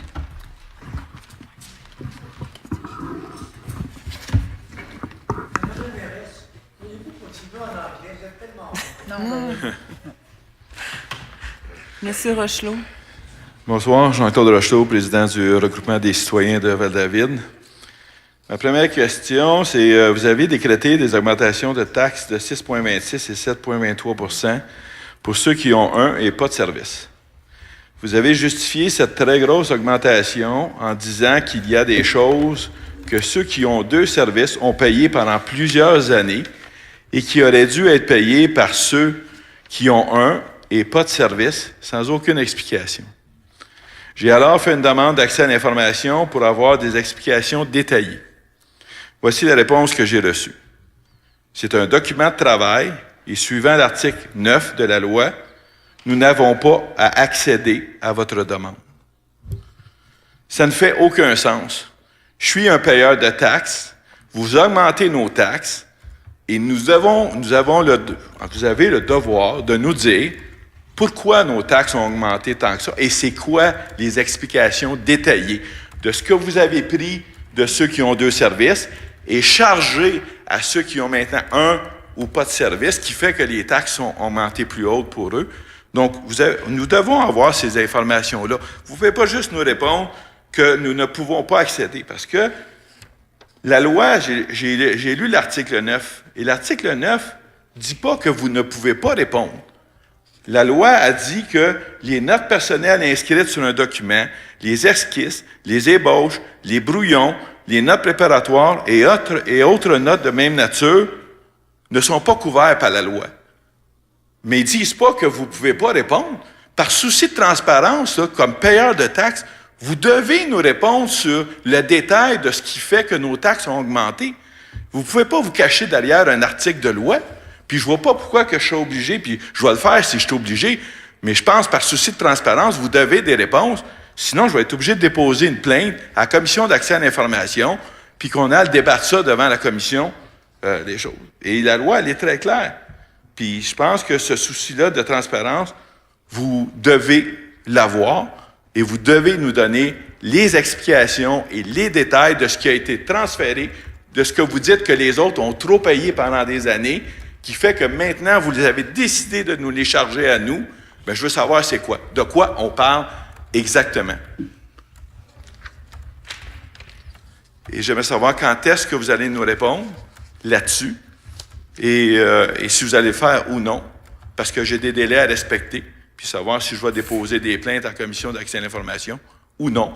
Mais je pense que, de facto, par souci de transparence, comme conseil municipal, vous avez une obligation de répondre aux citoyens puis de leur expliquer pourquoi que leur taxe monte et les raisons détaillées de ce pourquoi-là. Merci. Merci, M. Rochelot. Bon, effectivement, la loi sur... je vais répondre. Vous pourrez revenir. Pardon. La loi sur l'accès à l'information, c'est pour accéder à des documents, effectivement. Donc, c'est un document qui doit exister à la municipalité qu'on peut vous transmettre. Là, on parle effectivement d'un calcul qui a été fait par le service de la trésorerie concernant les pourcentages qui sont payés par chacun des citoyens des secteurs. Donc, plusieurs façons de calculer, à savoir les règlements de secteur, les règlements à l'ensemble, tout ça. Puis, dans le calcul, ce qui a été fait, c'est qu'on a redistribué les services payés à l'ensemble de façon plus équitable. Alors, lesquels services, c'est pas vraiment un ou deux services en soi, c'est un pourcentage de services. Je sais pas si Oui, dans le fond, c'est ça.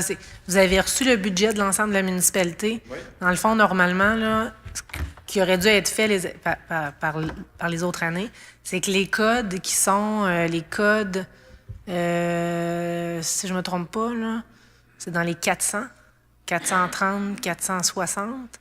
Ces codes-là, c'est des codes égout-aqueduc. Donc, ces codes-là, on aurait dû prendre l'ensemble du montant égout, l'ensemble du montant aqueduc, prendre la richesse foncière des contribuables qui sont sur le réseau d'égout et d'aqueduc, diviser par la richesse foncière le montant de ces codes budgétaires-là, et là, ça leur aurait fait le tarif. Et puis, le reste des codes budgétaires du budget, là, dans les 110, 120, 130, 140, jusqu'à les codes 700, ces codes-là, les montants, auraient dû être divisés par la richesse foncière du total de toute la municipalité. Mais pendant X nombre d'années, depuis 2011, la municipalité n'avait pas fait ce calcul-là. C'est comme si le chiffre de 2011 est resté puis a suivi les autres années. Mais là, ce qu'on s'est rendu compte, c'est que en faisant le calcul, la charge qui était à l'ensemble des codes que je vous ai dit aurait dû être plus grande que celle qui était chargée aux gens d'égout-aqueduc, les autres codes budgétaires. Fait que le document que vous nous demandez, il n'existe pas. C'est un calcul que nous, on a fait pour arriver au tarif et au taux de taxe de cette année. Mais si vous voulez, vous pouvez prendre la richesse foncière, prendre le rôle de perception, puis après ça, prendre puis faire les calculs, là, mais ces calculs-là... Vous comprenez que les citoyens ne sont pas des experts en finances municipales et ils doivent sûrement avoir un moyen de produire une réponse intelligente, compréhensible pour les citoyens, pour qu'ils puissent savoir qu'est-ce qui a fait qu'on a augmenté les taxes tant que ça. Il faut juste le mettre en mots pour donner une réponse que les gens... Parce que quand même, il faut m'expliquer ça là. Moi, je veux dire, je ne prends pas de notes, je ne peux pas retenir tout ça. Et, je ne connais pas assez vos codes puis vos affaires pour bien comprendre ce qui fait que c'est pour ça que la réponse facile et simple, c'est que la répartition à l'ensemble a été modifiée pour refléter la réalité. Ça ne l'était pas depuis 2011. À partir de ça, ce qu'elle vous dit comme réponse, ce sont les détails. Mais là, c'est une question de confiance dans les élus puis l'équipe municipale, de savoir qu'on fait... les finances municipales, c'est quand même assez pointu. La façon de le vulgariser, c'est un peu comme elle vient de le faire, à savoir qu'il y a différents types de codes qui représentent des services, des paiements de services, puis on a refait le calcul pour refléter la réalité exacte, là. Fait que si vous- Jusqu'à quel si- point on peut vulgariser cette démarche-là? Fait que si vous reprenez les codes que vous avez eus, dans les codes, là, c'est dans les 400, là, les égouts aqueducs, si vous allez voir avec les titres, si vous les prenez, ben dans le fond, c'est qu'on chargeait plus aux gens d'égouts et aux gens d'aqueducs que les montants qui arrivaient au total de ces codes-là. Ça aurait dû être chargé à l'ensemble. Pour les autres codes des codes 100 jusqu'au code 700. On peut essayer, mais je sais pas. Mais en tout cas, moi, Juste un moment, M. Boutillette. M. Rochelot, écoutez, c'est très pointu. Je ne sais pas à quel point, si en le vulgarisant, on perd la nature même de la problématique. Mais ce que je demandais, c'est essayons. Essayons de produire quelque chose qui le vulgarise assez pour qu'il soit compréhensible, mais pas trop pour ne pas en perdre la nature. non, c'est ça. Je ne demande pas d'avoir je vous détaillé outre mesure, là, mais... Mais je vous dis que je vais pas m'en mêler, mais je vais m'impliquer, puis on va essayer de produire quelque chose pour répondre à votre question qui je trouve tout à fait légitime puis tout à fait pertinent. OK, merci. Merci. Je vais avoir d'autres questions. Est-ce que je dois donner... S'il y a pas, on va y aller à tour de rôle. Donc, est-ce qu'il y avait plus de personnes d'inscrits, mais est-ce que quelqu'un veut prendre la parole? Allez-y. Je vais vous parler de... J'avais fait une demande pour... je reviens encore sur la question d'ingénieur pour la halle là, au marché. Là. Oui. J'avais fait une demande, ça fait presque 1 an de ça, là, et pour avoir tous les documents et d'approbation du deuxième ingénieur ou les plans qui viennent avec ou ces affaires-là. Puis, finalement, la semaine passée, j'ai reçu une réponse de la municipalité. Puis, je ne suis pas certain d'avoir eu toutes les informations, puis je vais vous expliquer pourquoi. Puis, j'ai lu la lettre, puis je trouvais ça un peu troublant, la lettre, parce que j'ai lu que il dit là-dedans, l'ingénieur, que les appuis initiaux et ceux qui sont proposés sont déposés directement sur l'asphalte et qu'ils sont donc soumis au gel et au dégel, ce qui fait qu'à chaque année, il va y avoir des travaux nécessaires parce que le terrain va bouger. Et comme on n'a pas été chercher des pieux pour empêcher le gel et dégel, tout ça, cette structure-là va travailler. À chaque année, il va y avoir des travaux à faire dessus. De plus, il dit que dans le calcul de charge, sur la construction initiale, il est dit que les 2x8 sont sollicités à 100% de leur résistance et que les poutres de rive et les solives, leur résistance sont légèrement dépassées. Il dit aussi que les nouveaux appuis proposés sont nécessaires, donc ce qu'on a rajouté là, comme appui, c'était nécessaire, mais ça va travailler dû au gel et dégel parce que c'est juste déposé sur l'asphalte. Il est aussi mentionné que les 2x8 qui sont connectés juste avec des clous devraient être évalués pour leur résistance ou sinon, on devrait leur installer des étriers en acier galvanisé qui sont nécessaires pour assurer la résistance de l'assemblage. Donc, quand je lis ça, ça veut dire que depuis le début, c'est une mauvaise construction, cette construction-là. Il va falloir réparer le plancher à chaque année. Puis, étant donné qu'il n'y a pas eu d'évaluation pour chacune des poutres qui a été faite, c'est dit dans le document, est-ce que les étriers ont été installés partout En fait, le rapport... sur la structure? Le rapport en question, c'était pour évaluer la proposition de réparation qui avait été faite suite au bris qui était dû à l'accumulation de neige. Donc, aviez-vous fini avec votre question? Okay. Oui, j'ai un petit bout à rajouter, là, mais allez-y. je vais attendre votre... Allez-y. OK. Puis, donc, c'est la question que je me posais. Est-ce que ces étriers-là ont été installés? Parce que l'ingénieur, dans le document, il dit que c'est nécessaire. Ça doit être là. Puis, de plus, dans ma rencontre que j'ai eue avec la directrice générale, puis j'ai posé la question où était le document, si elle avait reçu le document, etc. Elle m'a répondu que le document avait dû être retourné à l'ingénieur parce qu'il y avait des informations manquantes dans certaines cases du document. Et j'ai regardé ce qu'on m'a envoyé mais j'ai pas de document avec des cases. J'ai la lettre qui donne les explications, mais j'ai pas rien qui stipule qu'il y a des cases à faire là. C'est juste une lettre avec les informations que je vous ai lues tantôt. Mais C'est la lettre qui était produite par l'ingénieur, c'est simplement qu'on avait... il y avait il y a deux volets dans ça. Il y a le volet qu'on n'avait pas la permission, parce que c'est un document produit par un tiers, on avait besoin de leur permission pour le transmettre par le biais de l'accès à l'information. Puis la question concerne... Tu veux te répondre? Oui. En fait, la première fois, là, j'étais pas encore ici quand vous avez fait votre demande, d'avoir ce document-là au service du greffe. Ils ne savaient pas que le document est existant, puis c'est pour ça que ça a été... pour ça que vous avez eu la réponse au départ. Ensuite de ça, quand je vous ai dit qu'il y avait un document avec des cases, ben en fait, je crois pas que je vous ai parlé de cases, là, parce qu'en fait, c'est... Pardon? Non, c'est correct, mais oui, parce que j'allais dans mes notes de la rencontre. Là. Mais en fait, je vais vous le réexpliquer. Là, c'est que nous, j'avais dans le dossier un courriel que la municipalité elle avait envoyé à un deuxième ingénieur pour obtenir un avis. Il y avait des questions qui étaient posées. Il n'y avait pas de cases, c'était des questions qu'on posait. Moi, quand j'ai lu cet avis-là, puis que j'ai regardé ce qu'on avait à la municipalité à l'époque, j'étais pas là, mais que la municipalité avait posé comme question, toutes les questions n'étaient pas répondues. Donc, j'ai dit à M. Frenette, pourquoi les questions n'ont pas toutes été posées? Est-ce que tu peux recommuniquer avec l'ingénieur? Donc, l'ingénieur qui avait fait le rapport, si je ne me trompe pas, était en congé de maternité. Ça a été un peu plus long avant de pouvoir parler avec un autre ingénieur qui était au courant du dossier. Et puis, vous avez tous les éléments parce que, dans le fond, ils n'ont pas accepté de répondre à toutes les questions qu'on a posées. OK. Parce que eux autres, ce qu'ils ont dit, c'est qu'ils nous ont envoyé un extrait du Code des ingénieurs là, qui nous dit ce qu'ils ont le droit de faire ou ce qu'ils n'ont pas le droit de faire.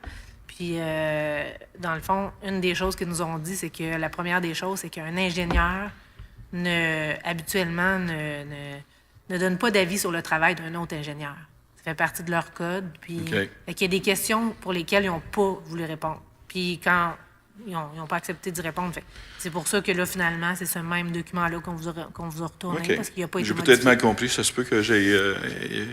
c'est pas grave, hein, mais merci pour l'information. Bon, concernant maintenant les étriers, est-ce que les étriers, en fait, ce qui arrive, c'est que ce à quoi ils ont répondu, c'était...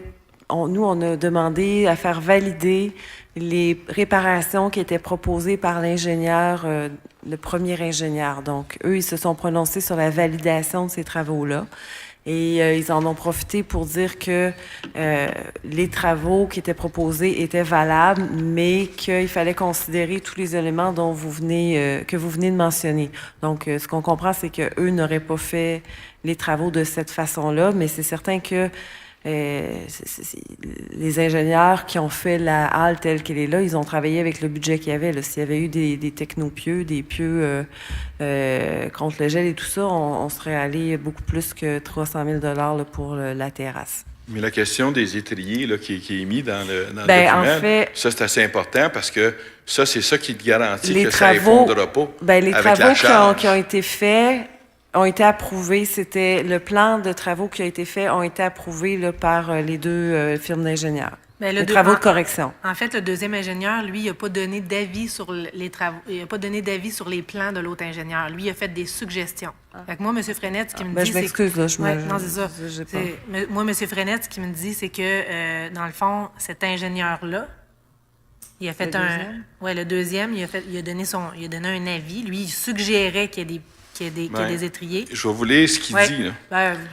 Nous remettons en question la résistance de l'assemblage initial prévu. Les 2 par 8 de rive semblent connectés aux solives par des clous enfoncés dans le bois debout. À moins d'évaluer la résistance d'une telle connexion, des étriers galvanisés permettraient d'assurer la résistance de l'assemblage. Il me semble que c'est assez clair, ça. Ce qu'il dit quand il remet en question la façon que c'est fait actuellement. Il remet l'assemblage initial, ce que je comprends. Oui, puis il recommande des étriers parce que l'assemblage initial, pour lui, elle ne semble pas être conforme. Bon, mais les travaux qui ont été faits de correction, c'était en fonction là, de l'ouvrage initial qui avait été fait, puis des plans, pas des plans d'ingénieurs, on s'en souvient que c'était pas des plans d'ingénieurs, mais des plans qui avaient été proposés. Mais on sait, Je pense qu'on que sait comme pas par... municipalité, en question de sécurité publique, vous seriez mieux de regarder la question des étriers parce que s'il arrive quelque chose d'autre, puis que vous avez ça dans les mains, vous allez avoir un petit problème là, d'explication pour la sécurité des gens. Là. On va attendre qu'il y ait un petit peu moins de neige, puis on va voir. Oui, non, c'est correct, puis je vais aller voir, mais qu'il y ait moins de neige aussi, parce que là, c'est pas faisable. J'ai juste 2 petites dernières questions. Oui, Le plan quinquennal là, financier, là, oui. vous faites plusieurs fois, vous me dites qu'on va dans le rendre public, on va dans le rendre public, on va dans le rendre public. Je ne l'ai toujours pas vu nulle part. Est-ce que ça va venir? C'est parce que on fait des allers-retours avec la firme qui l'a produit pour être certain que c'est parce que encore une fois, c'est un document de travail, ça. Donc, c'est vraiment une décision du conseil de rendre un document public. C'est que, comme je vous avais expliqué, on veut en faire une version moins lourde, moins... Même exercice que pour l'augmentation de taxes, c'est-à-dire comment est-ce qu'on est capable de le vulgariser un peu sans en enlever l'essence, puis sans que le message se perde, puis sans que l'essence même de l'analyse se perde. Mais en même temps, quand on fait ça, ça prend l'aval de la firme qui l'a produit pour dire oui, j'accepte que vous preniez mon document puis vous le transformiez de telle façon. Mais c'est quand même important pour nous parce que c'est là-dessus que vous êtes basé pour faire les budgets puis ce qui s'en vient pour les prochaines années. Donc, ça, c'est intéressant pour les citoyens. Mais en même temps, sachez que Mme Charpentier est présentement en contact direct, puis c'est quelque chose qu'on voit évoluer, puis qu'on est sur la bonne route pour le produire. Mais encore une fois, c'est de réussir à produire quelque chose qui va demeurer pertinent pour une analyse ou du moins pour un point de vue. C'est ça, c'est un document aussi il y avait plusieurs scénarios selon différentes perspectives qu'on pouvait prendre aussi. Puis ces scénarios-là, ça, c'est le volet qui était plus document de travail, mais il y a un volet d'analyse qu'une fois qu'on va pouvoir conclure, c'est ce volet-là qui est intéressant, finalement. Non, je vais juste suivre pour... Je suis on ne perd intéressé pas de par... vue, nous autres, non plus, nous autres aussi. Vous avez dit tantôt qu'il y a les coûts pour le bouclage de l'Aqueduc sur la nouvelle rue Gillespie. Oui. Ça va être payé par l'ensemble des citoyens autour. Oui. Je croyais que tous les travaux pour faire cette rue-là, passer l'Aqueduc là-dedans, c'était assumé par les propriétaires de la rue. Ça l'est. C'est simplement... Le bouclage, c'est une exigence qu'on leur impose. Donc, parce que ça va venir bonifier Et pour nous, ça la ne donne rien circulation. plus. Ben, oui, parce que ça va venir bonifier. C'est parce que si on fait cette rue-là telle que proposée avec une fin du réseau d'aqueduc et égouts au bout de la rue, le réseau n'est pas bouclé. Et quand on a un réseau qui n'est pas bouclé, il y a l'eau qui ne circule pas bien. Alors, il y a des problèmes de pression. Je suis tout d'accord avec ça. Donc, le bouclage en question, c'est une demande du conseil, de la municipalité. Mais c'est à eux à l'assumer parce que c'est leur rue, c'est leur aqueduc qui s'en va pour les desservir. Ça va nous permettre de boucler le réseau. Mais pour nous, là, qui sommes les résidents autour, ça donne rien de plus. Ça. Je veux dire, moi, qu'il y ait un bout qui connecte pour aider que leur eau circule plus, moi, je pense que ça devrait être assumé aussi par ceux qui ont décidé de s'installer sur cette rue-là et de faire la rue. C'est eux autres à payer, pas l'ensemble des citoyens. Jusqu'à maintenant, ils ont respecté les demandes du conseil, puis ils ont décidé d'aller de l'avant avec la rue, puis tout ce que ça va coûter comme réflexion, qui est assez cher, là, on parle dans les centaines de milliers de dollars. Et puis, nous, ce qu'on leur a demandé, c'est le bouclage du réseau, et on participe au bouclage du réseau parce que c'est une décision du conseil. Éventuellement, ces maisons-là qui vont contribuer aux revenus de la taxe foncière. C'est une décision du conseil. Vous comprenez, Mme Poulin, que ce bouclage-là ne donne rien aux citoyens qui sont déjà présents dans le secteur. Et comme eux ont décidé d'aller s'installer là, mais c'est pas un bouclage, ça serait à eux d'assumer la totalité des coûts. Mais c'est pas payé par le secteur, c'est payé par toute la municipalité. C'est tout le réseau d'aqueduc. Parce que ça va être quand même dispendieux parce que les autres, il faut qu'ils passent en dessous du ruisseau qui descend. Mais on leur a donné une contribution maximale, un montant maximal. Alors, ça va être à eux de payer le reste. Nous, on s'est engagé pour un montant. J'ai hâte de voir comment est-ce qu'ils vont passer en dessous du ruisseau. On s'est engagé pour un montant maximum de 25 000 $. Ils vont faire une demande de certificat d'autorisation au ministère de l'Environnement pour pouvoir... Tout le reste, c'est vraiment à leurs frais. Ils ont déjà l'estimé de leur ingénieur. Tout a été calculé. Les arguments, nous, qu'on considère, c'est que c'est à l'intérieur du périmètre urbain. Il y a 6 maisons, 6 lots. Oui. 6 lots et que éventuellement ces maisons-là vont rapporter une taxe foncière qui va aller au-delà du 25 000 qui va être accordé là, pour aider à boucler le réseau. Donc, c'est une contribution municipale. OK. Puis il y a quelqu'un qui va suivre ça pour l'environnement parce que c'est quand Il même important, demande ce un CA de ruisseau-là, il l'environnement. coule à l'année. Puis, Ben oui, tout à fait. je ne sais pas comment est-ce qu'ils vont faire pour s'en venir puis passer au travers du ruisseau. Mais ils ont déjà pour fait des rebondir analyses. Il y a l'autre des bord, analyses hein. de biologistes qui ont été faites, des relevés de Mais il ne biologistes. faut juste et pas qu'ils détruisent le ruisseau puis qu'ils empêchent le ruisseau de on couler. a une responsable de l'environnement qui est sur le dossier, le service d'urbanisme, le service de la voirie. On est très au fait des enjeux dans ce secteur-là. De toute OK. façon, c'est une autorisation du ministère qui va avoir besoin. Ce ne sera pas la municipalité qui va la donner pour les travaux dans le ruisseau. Là. Fait qu'ils OK. vont devoir respecter le certificat. Puis, là, qui va dernière être- petite question sur votre fonds que vous avez créé. Là. Non, il était déjà existant. Le fonds Non, sur non. le stationnement? Non. Ah, Votre le fonds sur l'équité. Votre fonds sur l'équité sociale, sociale, là, ouais. quand est-ce qu'on va connaître les règles de ça? Il n'est Parce pas que, créé encore. ben oui, c'est il est une volonté. créé, vous avez débloqué l'argent. Quand vous avez adopté le budget, vous avez déjà une ligne qui parle dans Oui, le budget détaillé, mais- qui parle de 20 000 Oui. qui est déjà budgété, donc Oui, il est il est créé. budgété, mais le fonds n'est pas créé. Pour créer le fonds, il faut le définir. Là, pour l'instant, c'est pas un fonds. Là, pour l'instant, c'est dans le budget d'opération. Il y a un montant qui a été mis au budget d'opération.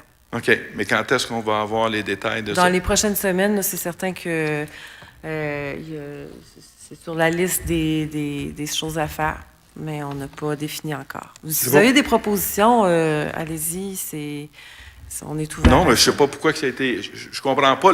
C'est parce que je comprends pas pourquoi qu'on l'a créé. J'ai aucune idée de pourquoi on a créé ce fonds-là et à quoi ça va servir parce qu'on n'a pas eu d'explication, puis on n'a pas eu Mais de c'est détails. c'est parce que c'est Donc- le montant que le Conseil a réservé pour ce montant-là, c'est un montant qui provient de l'arrérage de taxes. Oui. Donc, ce sont des revenus de la municipalité et étant donné l'augmentation de taxes de cette année, une des façons pour redonner à la communauté, pour les plus démunis qui sont, on le sait, qui subissent davantage l'impact négatif de la hausse des taxes, on s'est dit qu'on allait créer un fonds et ce montant-là va être dédié à un ou des projets pour venir en aide aux plus démunis dans la municipalité. Ça pourrait être, par exemple, s'il y a un projet de coopérative d'habitation qui se met sur pied, on pourrait contribuer à le financer.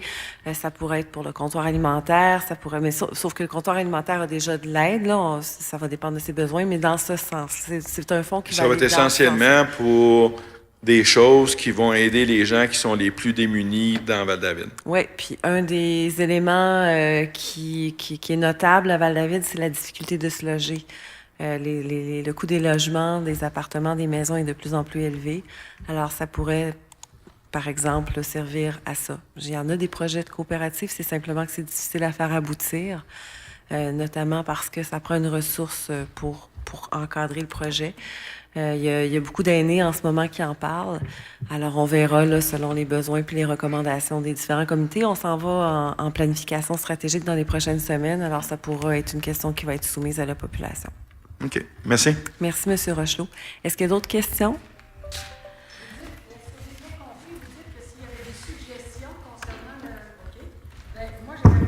Est-ce que vous pouvez venir au micro, s'il vous plaît? Excusez-moi, 2 secondes. Madame Chalut? Oui, Madame Chalut, c'est ça. Alors, moi, quand j'étais ici le soir, que ça a été discuté, et je me dis instantanément, j'ai dit, pourquoi ils n'ont pas mis cet argent-là sur l'endettement? Sur la dette. La dette. Sur la municipalité. l'endettement? Oui, on est endetté. Ben, c'est parce que on calcule ça en fonction du retour à la collectivité et l'idée, le but derrière ça, c'est de se dire que si on investit dans un projet, par exemple comme une coopérative d'habitation, Ouais, on va venir soutenir plusieurs personnes plutôt, tu sais, un 20 000 sur un compte de taxes, ça a presque pas d'impact ni sur un budget de 9 millions, là. Tandis que si on investit dans un projet où il y a d'autres entrées d'argent qui se font, Oui, ça va avoir c'est ce que vous venez de des- dire. Ça, j'ai bien capté tout ça.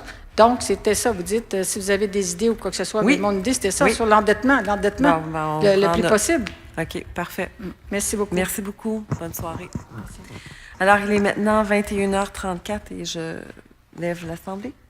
Merci d'être venu. Faites attention au retour dans la neige.